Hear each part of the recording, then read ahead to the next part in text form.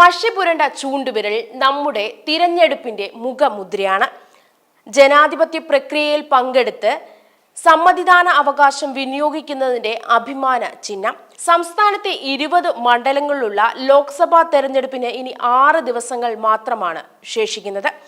സമ്മതിദാനത്തിന്റെ അടയാളമായി പുരട്ടാനുള്ള മായാമഷി അഥവാ incredible ink സംസ്ഥാനത്തെ മുഴുവൻ വിതരണ കേന്ദ്രങ്ങളിലും എത്തിച്ചിരിക്കുകയാണ്.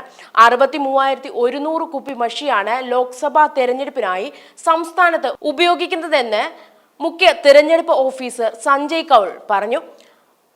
കള്ളവോട്ട് തടഞ്ഞ് കുറ്റമറ്റതും സുതാര്യവുമായി തെരഞ്ഞെടുപ്പ് ഉറപ്പാക്കുന്നതിനായി ഉപയോഗിക്കുന്ന മഷി അടയാളം രാജ്യത്തെ തെരഞ്ഞെടുപ്പിന്റെ അഭിമാന ചിഹ്നം കൂടിയാണ്. ഇക്കുറി 2,77,49,159 വോട്ടർമാരാണ് സംസ്ഥാനത്ത് ഉള്ളത്. ഒരു വോട്ടർ ഒന്നിലധികം വോട്ട് ചെയ്യാതിരിക്കാനെ കൊണ്ടാണ് ഇത്തരത്തിലുള്ള മായാമഷി വിരലുകളിൽ പതിപ്പിക്കുന്നത്. കള്ളവോട്ട് തടയാൻ ഈ സംവിധാനത്തിനാകും.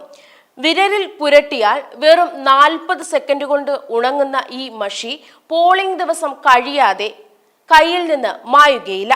സംസ്ഥാനത്തെ 25,231 ബൂത്തുകളിലേക്ക് ആവശ്യമായ 2 ഇരട്ടി കുപ്പിയിലുള്ള ഇങ്കാണ് എത്തിച്ചിരിക്കുന്നത്.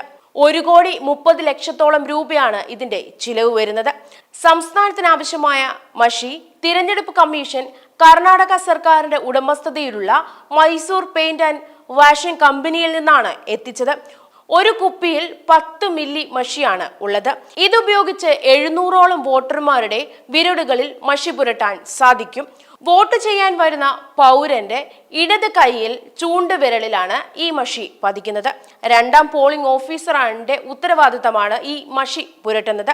ആദ്യ പോളിംഗ് ഓഫീസർ വോട്ടർമാരുടെ ID പരിശോധിക്കുകയും അതിനുശേഷം 2ാമത്തെ പോളിംഗ് ഓഫീസർ ഇടതു കൈകളിൽ ചൂണ്ടുവിരലിൽ മഷി പുരട്ടിയോ എന്ന് ഉറപ്പുവരുത്തുകയും ചെയ്യുന്നു.